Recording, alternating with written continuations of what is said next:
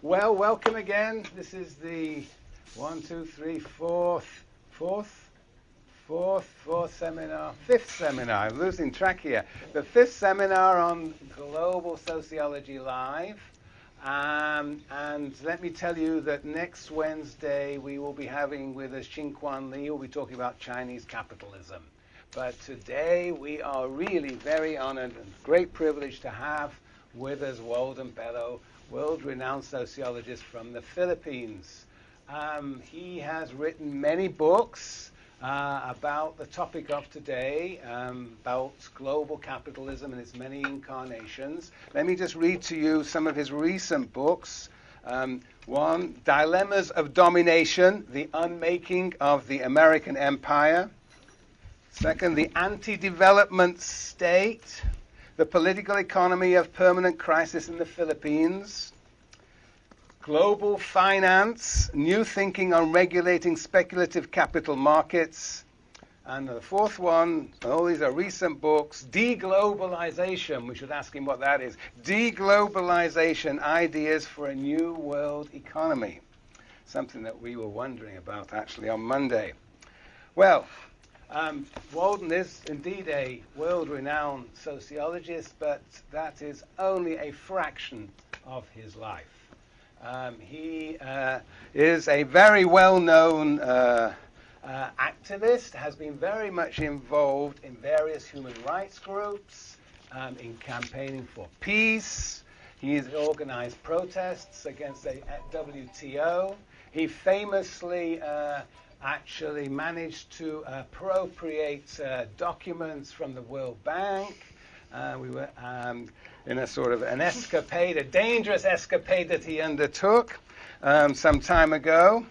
He has also been very committed to environmental issues in Asia, documenting environmental destruction in Thailand, a well-known book called Siamese Tragedy. And very importantly, he's also been a founder of the NGO Focus on the Global South. And actually, he was also, for a number of years, I guess the Marcos years, he was actually a director of Food First here in Oakland. So he is very much an internationalist, and he is speaking to us actually from New Delhi, where he has just arrived about 4 or 5 hours ago. And he is a busy man, but he's a busy man for a third reason. He is also a full-time politician now, and he was elected in 2009 to the Philippine Congress, and as such he has become very active. He was just telling me a few minutes ago about his involvement in an impeachment process, and so he will be flying back from New Delhi to Manila to continue his political engagements. This man is very busy. We are really very lucky to have him here for an hour, and so we are really extremely grateful for you to sort of get up early in the morning. It's, I think, 7:30 Delhi time, and talk to us. But let me say a little bit about the class, Walden. This is a class on global sociology, and we decided, or I decided, that we can't really understand global sociology unless we understand global capitalism. And so we started with David Harvey's book, A Brief History of Neoliberalism. And then from there we went we had a conversation talk with Michael Watts, who showed us what global capitalism went in the Niger Delta. And after that we talked with Ananya Roy, and she told us about microfinance, particularly in Lebanon and Egypt. So in a sense, seeing how global capitalism may appear on the ground. And so today, what we're interested in really learning about is something that keeps on coming up time and time again, namely these multilateral organizations, the WTO, World Bank, IMF. We hear about them all the time, but we really don't understand them. And so that's why we want to listen to you and have a conversation with you. So, welcome, Walden Bello.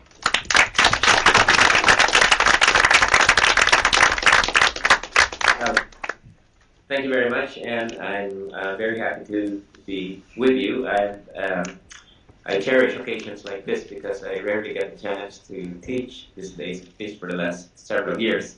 ever since I had to join the House of Representatives in the Philippines. Um, the the topic for today, well, I was told by Michael that maybe I should go for about 15 to 20 minutes, and then giving some sort of a comprehensive view of the global multilateral system, and then we can dive right into questions. Well, the global multilateral system today had its origins in the Bretton Woods Conference in July 1944. Um, this was a time when the landing in Normandy had happened. It was clear that the Nazi regime would eventually be vanquished. Of course, with the Russians doing most of the fighting, and the the idea was on the part of Britain, the United States, was how they would construct a post-war order after the defeat of the Japanese and the Germans that would basically ensure that the kind of ruinous competitive conditions that had created or had led to the Second World War would be avoided. And so out of the conference at Bretton Woods in New Hampshire came the two institutions, the International Monetary Fund and the World Bank. And these were supposed to be the two institutions that would be the centerpiece for global economic governance following the war. And the International Monetary Fund and the World Bank came to constitute what came to be known as the Bretton Woods system. And broadly, as I said, as I wrote in the PowerPoint, the aim of the Bretton Woods system was, one, to ensure the stable reproduction of global capital. Secondly, to create a system of global trade, finance, and reconstruction that would prevent a relapse into the pre-war competitive conditions. And then thirdly, to promote the hegemony of the United States, which came out of the Second World War practically unscathed, while the European powers were in ruins. And so this sort of, was broadly the aims of the Bretton Woods system. The International Monetary Fund in the coming post-war years, well, it developed so that it would be the regulator of global currency arrangements and global finance. And the fund had one major objective, which was to make sure that the global currencies would be aligned with one another, that they would be stable, and that there wouldn't be this ruinous conditions of depreciation, competitive depreciation of currencies, that could result in global capitalist instability. And the centerpiece of the IMF system was the use of the dollar as a reserve currency, as basically the international medium of exchange among countries. And the centerpiece of that was the pegging of the value of the dollar at $35 to an ounce of gold. And so this was the basis of this system. Well, what happened was that although it held for a few years, the system became gradually unraveled because of the fact that one, U.S. transnational corporations in the post-war period brought a lot of dollars out of the country in order to buy up corporations outside the United States. And secondly, the United States did a lot of spending abroad in order to set up military bases and also to finance the wars of anti-national liberation, in particular the Vietnam War. So so basically, what was happening was that the United States was financing these efforts by basically printing more and more and more and more dollars, and at the same time, the gold reserves of the United States were really not that growing. So increasingly, there was a fiction around the arrangement that the United States, whenever it would be called upon to exchange dollars accumulated by other countries for gold, that it would be able, in fact, to give gold in exchange for dollars at that prescribed rate of $35 per ounce. So that was increasingly a fiction, and at the moment of panic in 1971, when there was a threat that there might be countries that would take the gold-dollar exchange seriously, and the United States might not be able to come up with the gold, the Nixon administration took the U.S. off the dollar gold standard in August of 1971. So that link was broken, and with that, people said the Bretton Woods system came to an end. Well, the other institution that came up during this period was the World Bank. And the World Bank was initially involved in the reconstruction of Europe. But after that, it became the principal mechanism by which the United States and the West would try to push the development of a certain capitalist global order that would basically be hospitable to the reproduction of global capital. And there was a big fight during this period on whether it would be the United Nations or it would be the World Bank that would be managing the efforts of economic development during the decolonization period. And of course, what we had here was there was an effort on the part of the newly independent countries, the developing countries in the General Assembly, to set up something called the Special United Nations Fund for Development, or SUNFED.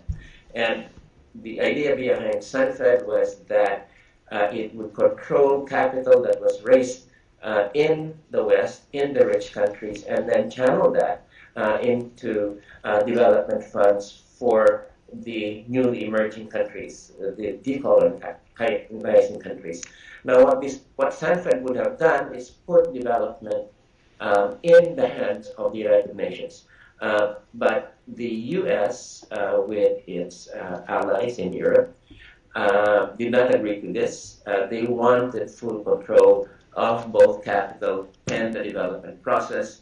And what happened was that the compromise that emerged was that the World Bank, with a new window called the International Development Association, became the prime source of raising capital for development and controlling that process. And then what happened was that the United Nations was allowed to create a small agency called the United Nations Development Program that was strictly to furnish technical assistance in this process. And this was, again, you see this, the UN coming out of the San Francisco Conference in 1945 was originally intended not just to be an institution to assure global peace, but it was intended to indeed become, the centerpiece of global development efforts. But that the second part of this equation was in fact did not come through because the U.S. and the West, made sure that the development process would be controlled not by the UN but by the World Bank, as well as bilaterally by development agencies within these countries.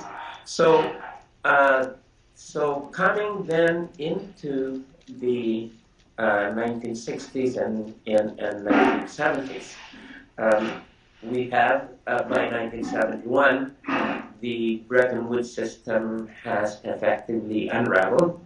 And the task of the, since the gold dollar standard was off, the main task of the IMF, which was to make sure that exchange rates would be stable, was gone. And what happened then in the next few years was that the IMF took on another role, which was that of a fireman, so to speak, which was to discipline countries that, especially developing countries, although Britain in 1976 came under control of the fund, to make sure that their external accounts would remain in balance, so to speak. In other words, that their exports and their imports would basically be roughly in balance. And because of the conditions, very difficult conditions of development, are afforded by global capitalism during this period, what we had was so many countries were in fact, because of their being agricultural countries and being very difficult to develop manufacturing industries, were condemned to a condition whereby they were repeatedly in a situation of running balance of trade crisis because their imports were of manufactured goods would consistently outstrip in value their exports of agricultural goods. So that at this point, they ran into crisis after crisis after crisis, and in order to be able to get the funds that would be necessary to balance their trade, the IMF came in, and in return for giving funds to these countries, it also exacted conditions such as the devaluation of the currencies of these countries. Now, devaluation created a condition of recession within these many countries, and this is when the IMF became identified with austerity programs that it became identified as so-called Dr. IMF that would come in and almost always prescribe devaluation and austerity and government cutbacks. So so the fund develops therefore into the disciplinarian of developing countries in the 1970s. While this was happening, the World Bank was assuming a greater and greater role in the development process. In 1968, Robert Mcnamara, after serving as unsuccessfully as the head of the U.S. Defense Department, was appointed by Lyndon Baines Johnson to head the World Bank. And under Mcnamara, who, as we know, was this prototype of the technocrat, the bank raised its lending portfolio to something. It's very $12 billion, very big amount at that point. And Mcnamara believed that basically development was best left in the hands of experts, quote unquote, and that authoritarian regimes, which he was very familiar with, having been the chief executive of Ford Motor Company, as well as of the Pentagon. He had a feeling that this was authoritarian regimes, because it put technocrats in command, would be the best equipped to push the development process.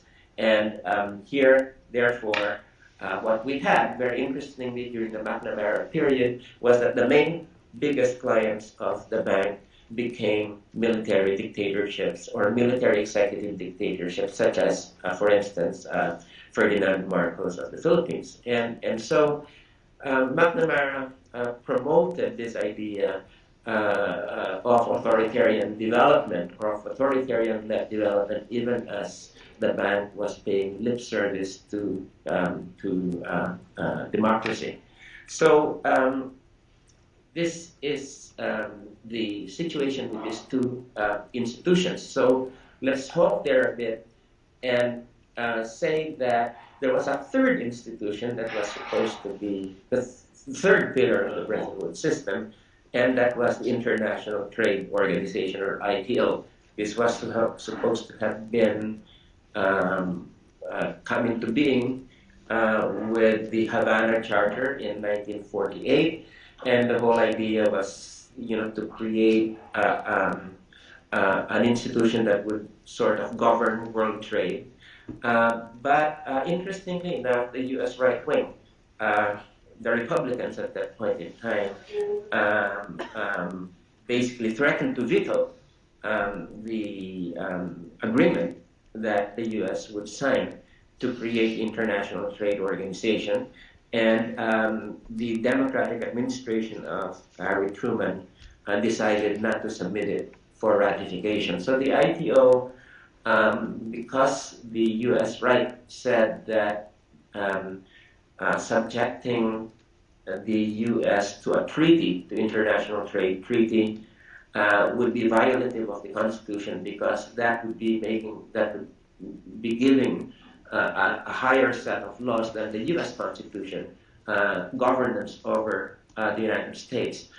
Because of this constitutional argument, the United States decided not to become part of the ITO. But basically, I think the main aim at that point was that the United States was not really not yet highly dependent on exports. It was still largely a domestic-centered economy, and basically felt that being part of a multilateral organization on trade would constrain rather than promote the U.S. Trading power in the world. So the U.S. therefore did not push for the establishment of the ITO. Instead, what we had was the creation of something that was very loose and small, called the General Agreements on Tariffs and Trade. And the whole point about the GATT was that through a series of assemblies called rounds, the whole idea was to bring down eventually barriers to trade, especially tariffs. So the GATT was a very loose trade regime, that one of whose virtues from the point of view of developing countries was that it did not expect developing countries to become part of the system of global trade rules that was expected of the more developed countries. And so there was this very interesting attitude of developing countries towards GATT, that this was something that they felt was not really constraining their development. So we come then to the 1980s, and this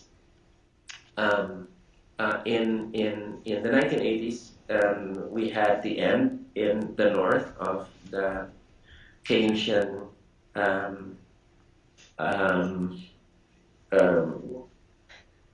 social welfare or welfare states, but basically the kind of capitalist regimes where the state or government played a very big role in terms of managing the conflict between capital and labor, with varying degrees of state intervention in the economy.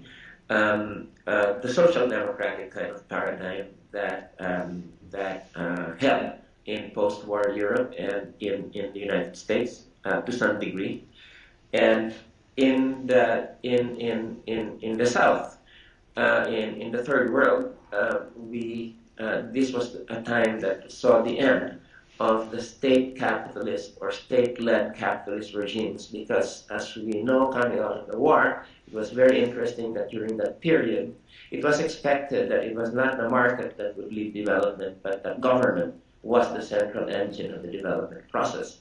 So what we had was these were whether it was right-wing politically or left-wing politically, what we had in developing countries coming out of the late 40s and 1950s and 60s was basically strong state-led economic regimes, or state capitalism, as some people would put it. Well, in both the North and the South, this came to an end in the 1980s with the Reagan-Thatcher revolution, basically the pro-market revolution that basically had one thing, which was less market was great. Less government was great. And the important thing about what government should be doing was to retreat from the economy and give more and more areas of economic life to the rule of the market. And this was in the North, this was neoliberal restructuring, as it was called, and in the South, this was called structural adjustment. And in the South, the IMF and the World Bank teamed up in order to be, to bring about structural adjustment, so that by 1995, something of the order of 90 developing and transitional economies had been subjected to the structural adjustment regime of trade liberalization, of radical deregulation, and of radical privatization. So all aimed at promoting the market and reducing the role of the state in economic life.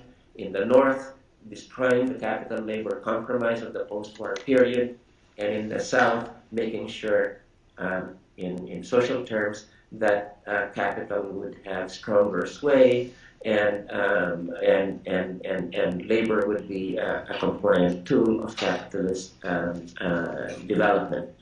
So initially, when the Reagan administration came to power, it was very interesting that one of the agenda of the radical right-wingers of the Reagan administration was that they wanted to abolish the World Bank, because they felt that the bank had been basically working with governments in developing countries to promote what it branded as socialist regimes. So this was a very funny kind of argument that basically the bank had been promoting socialism in the third world because it was dealing with centralized governments and channeling development funds to these governments. But after they came to power, they decided that the bank would be better used in terms of promoting the neoliberal restructuring of countries, of economies in the South.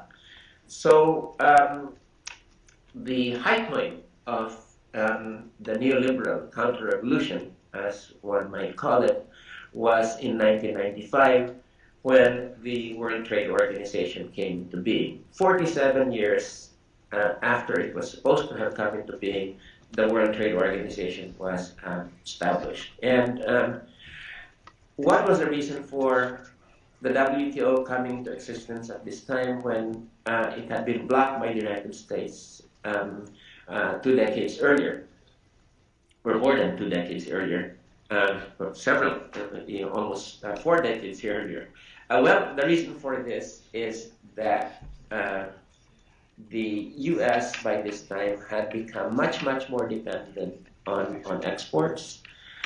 Secondly is the fact that the U.S. wanted a mechanism that would integrate agriculture into global trade rules.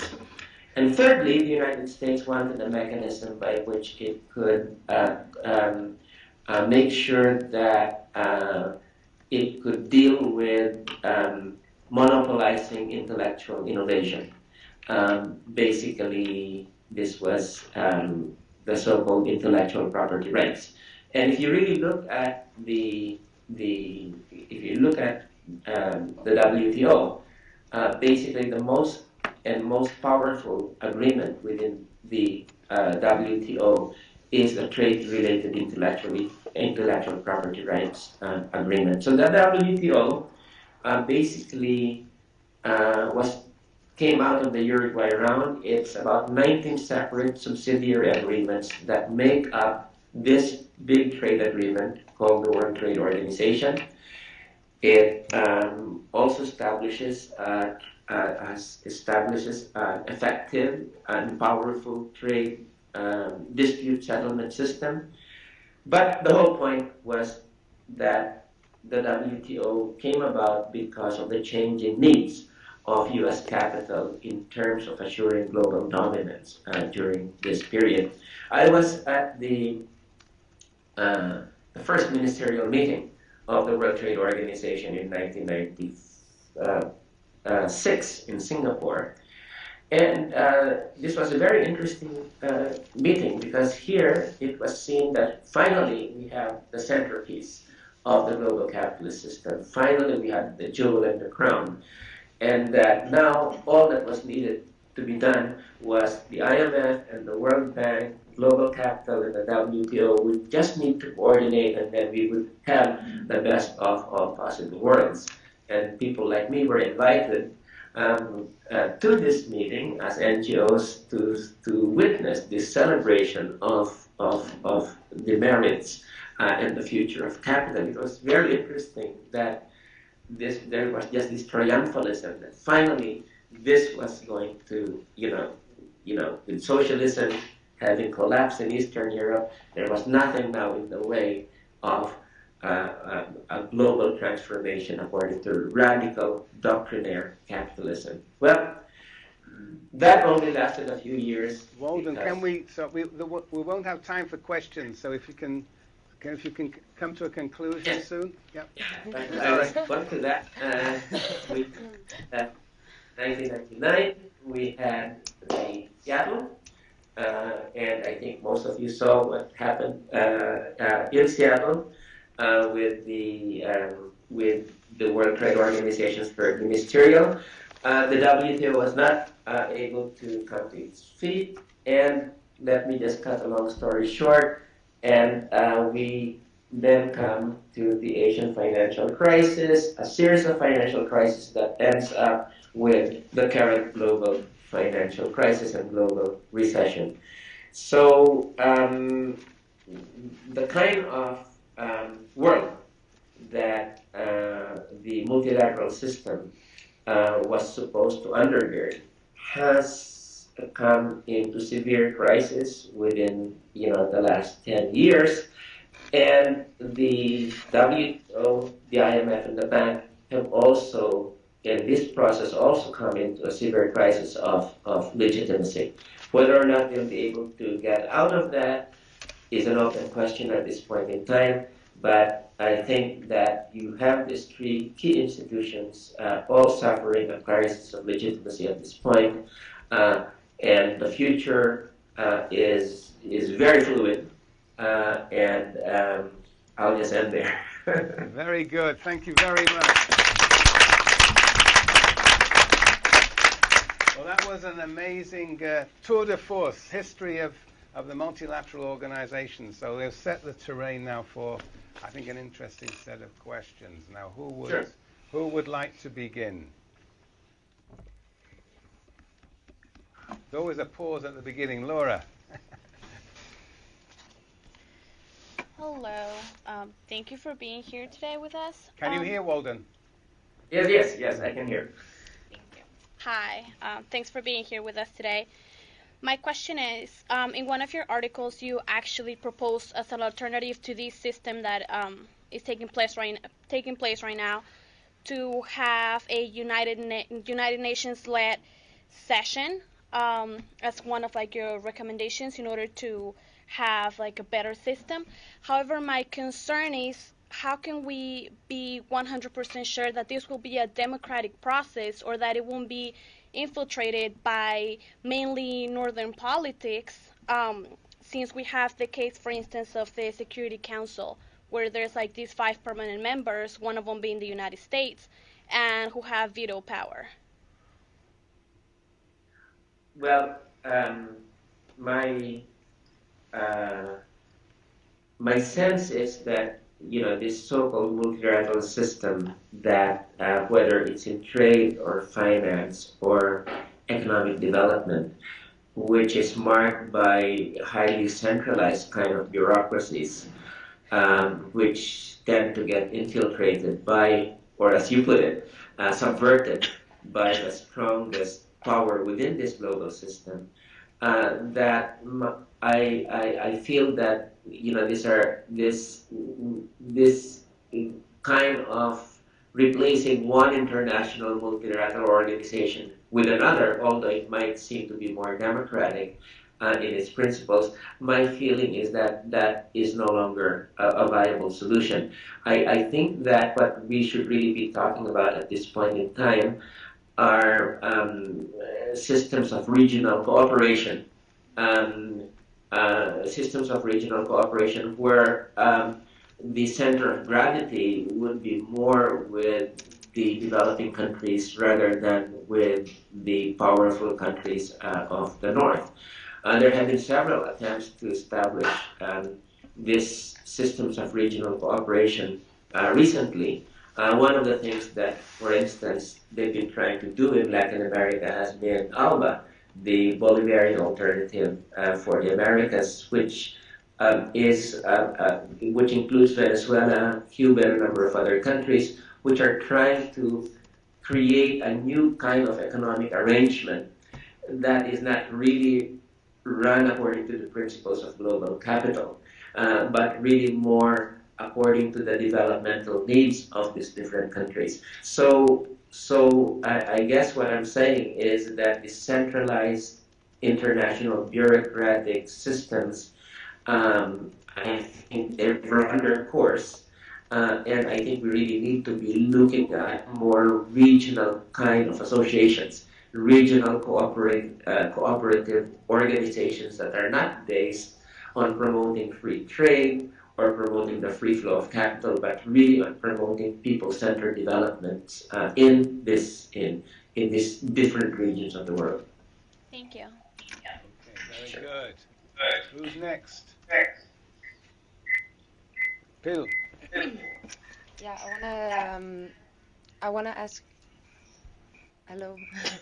I wanna ask a question in general to what you just said now about regional cooperation. I think it's not necessarily a bad idea, but isn't it the problem that maybe Latin America or some other region can say, okay, we will try to make some other development within our region, but they are still like subdued to a global capitalist system, and it's still in the interest of the US and the European countries to keep on like running a global capitalist system, taking advantage of the global south. So I'm just like, I have a problem seeing how these regional things can work, even though there are some countries which would like to like withdraw from some global capitalist system, when there is still like that. For the rest, I think isn't it the point that it's really difficult to withdraw from this when you're in a global like system? Very good.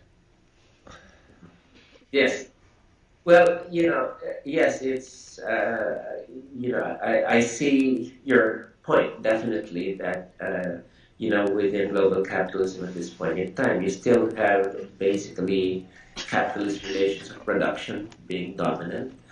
And then what you have is a situation where, at certain points in time, you do have certain hegemonic powers. Sometimes even now a situation whereby you have two emerging you have the United States and China, for instance, competing in many ways, but at the same time still part of the same global system.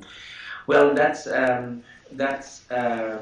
that's really, there's no easy answer to that except for us to say that at least within these systems of regional cooperation, even though they exist in a global capitalist system, you could have more and more use the power of government, use and more the power of the state to be able to control or to put forces into being that would serve as a counterweight to neoliberal principles, to the demands of profitability, and regulate more and more the operations of transnational corporations and financial agencies. So basically, I guess what I'm trying to say here is that with these regional associations and states pulling together their power in order to be able to promote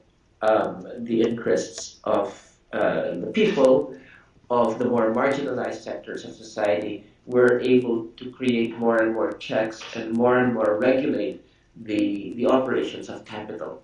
Now, what you call that, is that a reformist agenda? Yes, it is a reformist agenda, but I think that that's certainly one of the avenues that we have at this point in time in terms of countering the rule of capital. Jesse? So traditionally, the discipline of sociology has been kind of focused analysis on the nation-state level. And Professor Bourvay referred to you as an internationalist. We boldly titled this course "Global Sociology" in order to kind of explore what it means to say global sociology and try to determine, is this an intelligible term or a viable subtopic. So what do you think about that, and what is global sociology to you, as an academic? Sorry about that, Walden. Well, global sociology means a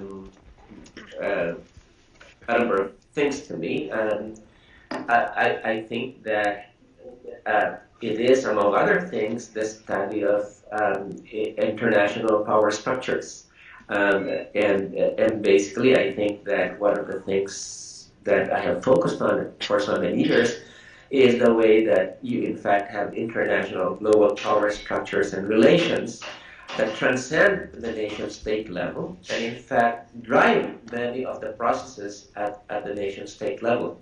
So, so basically, I think that a very, very good term for this would be the study of hegemony. So how you have this kind of international structures and regimes that go beyond formal boundaries, nation-state boundaries, and yet are the effective ruling power structures in the world. So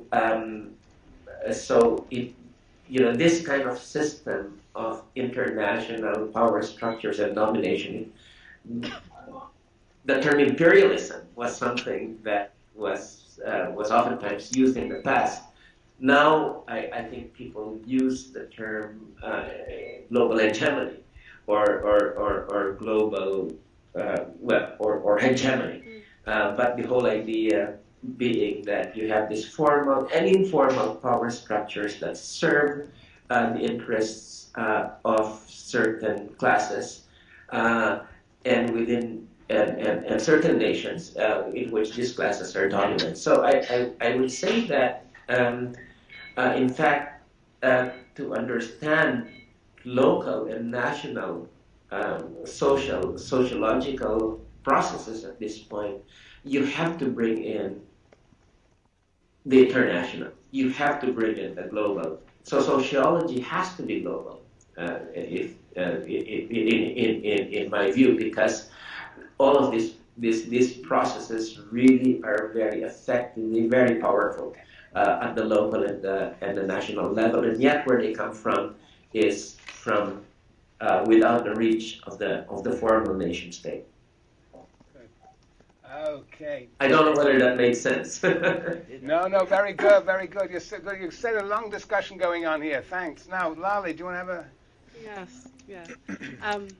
So, Dr. Bello, I actually, in the work of yours that we've been reading, you pay a great deal of attention to civil society, institutions in civil society, and particularly in terms of their role in being able to resist the encroachments of global capital, to be able to respond to some of the situation that you've laid out for us in terms of multilateral institutions. And we've actually in this class, we've discussed this concept of civil society quite a bit. So I'm hoping maybe you could, one, just elaborate for us what your conceptualization of civil society is, what constitutes civil society, and what you think its role is, what its possibilities are. Yes.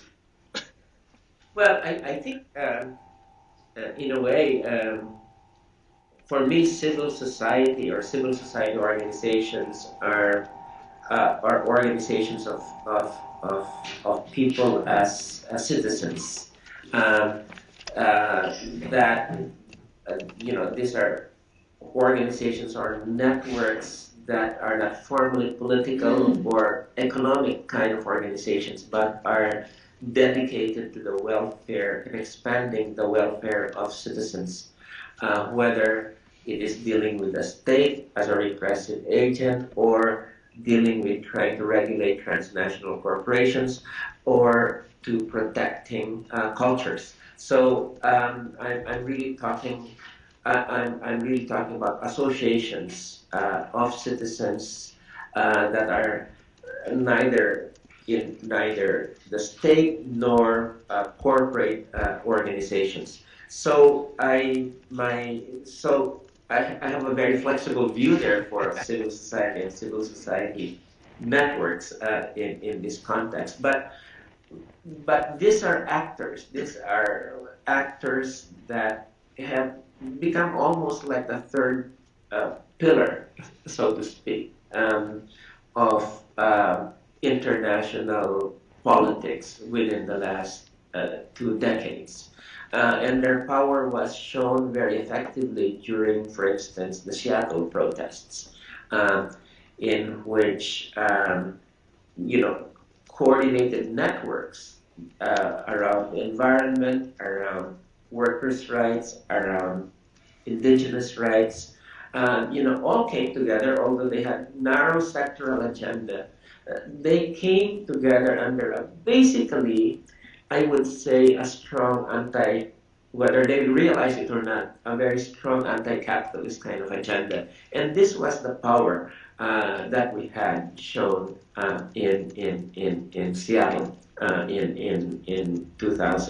1999.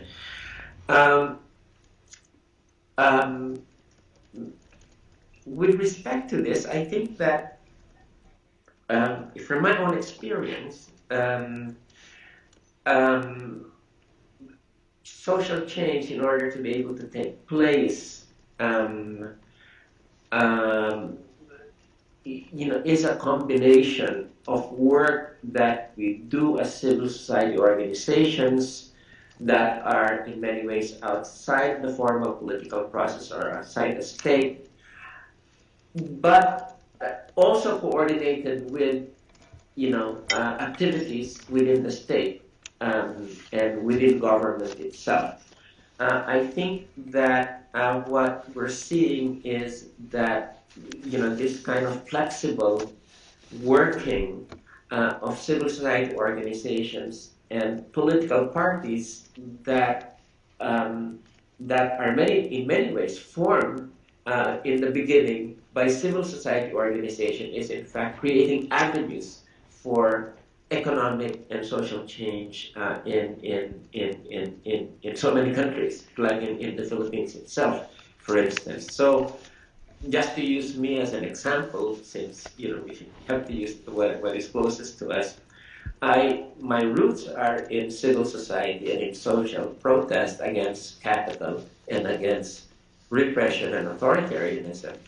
But we felt that we had to not just stay out of the formal political process, but by forming a party who enter the political process. And our hope is that we can then use our beachheads within the political process with our activities in civil society to be able to create the mass move, the push for change that will open up the political and the economic system. So that's sort of the perspective where I'm coming from. Um, the this is a very interesting debate because there are many people that would basically say, no, you just have to stay as a pressure group from civil society, and there are others that basically say, no, you can't be content with that because unless you try to come and deal and manage political power, we'll always be on the outside looking in. And I think that I belong to that group that basically says we cannot afford not to exercise political power because if you leave political power in the hands of politicians, we're not going to get anywhere. Okay.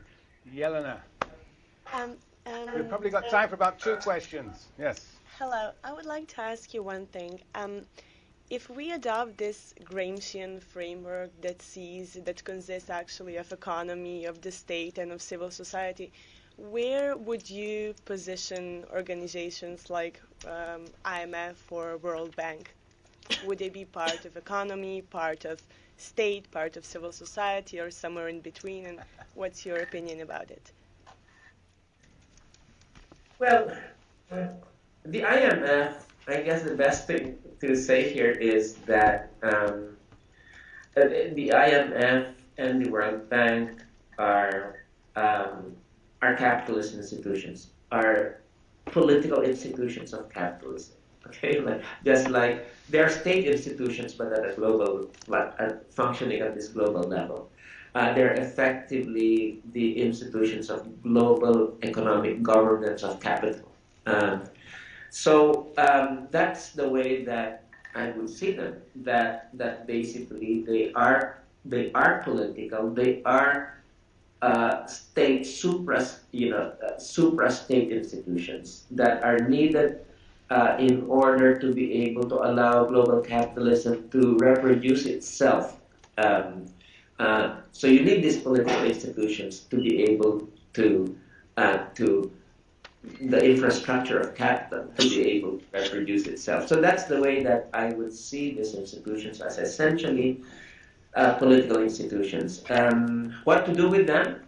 I think that we really need to get rid of them. I mean, they're really a barrier to real people's liberation, to the ability of countries to develop, and the ability of people to be able to create institutions, economic institutions that will really be accountable to them. So not only you think they need to be restructured, but you definitely want to eliminate them, so there is no chance they can actually be improved?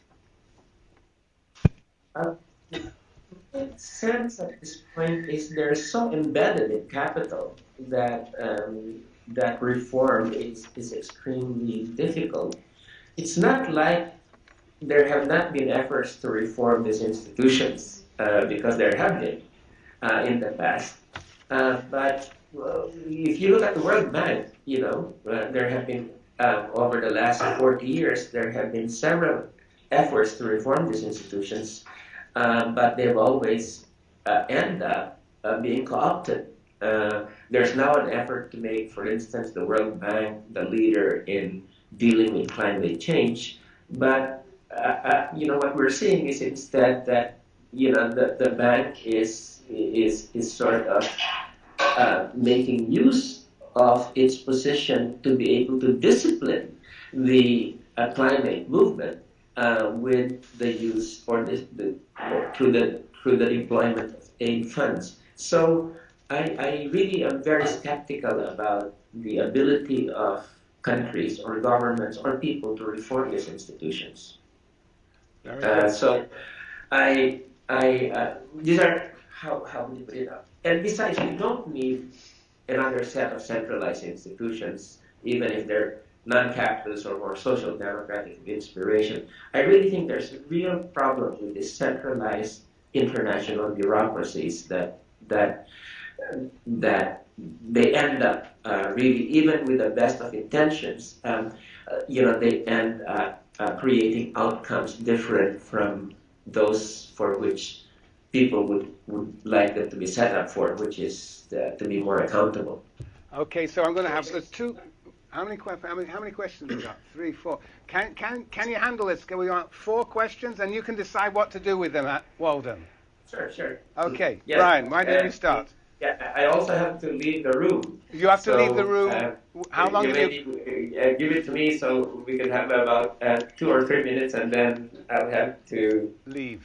Tell the folks here that yes, I'm about to go because they also have a conference that they want to do by Skype. Oh, okay. All right, so I'll give you very short questions. Brian, very short. You described civil society as an agent for the welfare of a society that isn't directly related to the state or the economy. Do you think that there are any harms in this perception of a civil society being only a positive agent? For example, you mentioned the idea of hegemony. And couldn't civil society be used as a tool for disseminating like neoliberalistic and capitalist ideology? Okay, one question. Sandra. Okay. I had the opportunity to be in your country in 2007. I went through Palawan, Boracay, Manila, and Cebu. And I noticed a number of Koreans living there and investing there. And I know that the Philippines Development Forum happened a few days ago, and I remember I read the statement of the Republic of Korea from the 2006 Development Forum. So my question is, do you think that this Korean investment really helps to create results to improve the quality of life and reduce poverty, like I read in the statement? Or is this Korean capital just creating a new system of wealthy Asian countries exploiting the poor countries of Southeast Asia, like the Philippines? Okay. Kevin, can you make it quick? In your article, you talk about these nations that come to boycott the IMF and World Bank after paying off their loans or after having their debts canceled. Do you see these nations as posing a potential challenge to the current institutions, maybe in lieu of creating their own actually multilateral institution? Okay. Do you want, Aaron, do you want to? Okay, fine. Yeah. Do what you can, Walden. But, first of all, with respect to the third question, yes, it was a positive step that those countries took that basically declared themselves liberated from the IMF, either in the case of Argentina, having decided not to pay only a quarter of the value of the loans, or with the case of Thailand and a number of other countries, basically repay the loan and say we're not going to go back to the IMF. Basically what we have at this point is that you have a number of countries, including China, that are beginning to be sources of funds for development and other objectives than the World Bank. In fact, the World Bank is very, very worried about the fact that you have China giving interest, condition-free loans, whereas the bank still has its own conditions. So I think some countries are beginning to play off, say, the bank and China and other rich countries in order to be able to maintain some degree of independence, even as they source funds for their development in this within this institution. So I think that just to mention that the rise of China as an aid donor has given countries more scope for maneuverability in terms of sourcing development finance, to use that term. On the second question on Palawan, well, let's put it this way. I think the emergence of India, China, South Korea, the so-called big emerging countries, are creating a system now. I hate to use the word, but it's more a multipolar capitalist, international capitalist system, But I think what we've got to realize here, as you brought up, is that they're still functioning within the global capitalist system. And although I would say, though, that what you have is a creation, with these different folds of capital now emerging, and the competition among them, non-capitalist movements should be able to take advantage of these more fluid processes to be, take advantage of the competition within global capitalism that is emerging to be able to create, our own alternatives. So that's the second point. The last and the first question that was raised was civil society. Yes, I fully agree. Civil society can be progressive, or civil society groups can be regressive, and so eventually, politics is very important as it informs the thinking and the organization and the objectives of civil society groups. You may have there are groups that are, you might call civil society groups, but have a very regressive agenda. So we need to always bring back terms like civil society, the state, the economy, back in to locate them in terms of, do they help reproduce capitalism? Do they help to reproduce the political relations of capitalism, or are they trying to create new relations, that liberate people? So civil society, I agree, is not a neutral term. You can either be a progressive or a regressive civil society organization or structure. That's a wonderful point to end on, Walden. Thank you very, very much for this very informative, interesting discussion.